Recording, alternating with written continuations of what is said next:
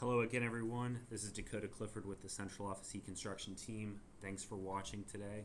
Today we're going to take a quick look at how to edit the fillable form inside one of your projects in PlanGrid.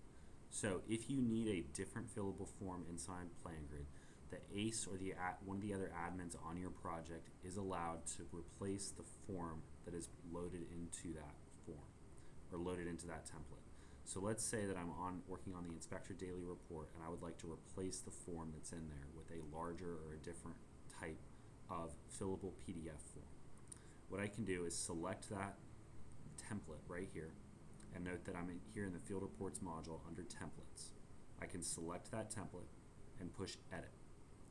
Once I do that, this options menu comes up over here on the right side. All I need to do is come down here and push replace PDF over the picture of the form and go and grab that different PDF form from my computer. So I want to grab a new version of the Inspector Daily Report and open that on this project. It'll load up that form, and once it's done that, all I have to do is come down here and push save. Now that I've done that, I'll have a new fillable PDF form that can be submitted in the same way as the old one was and under the same template with all of the modifications that I've made to it.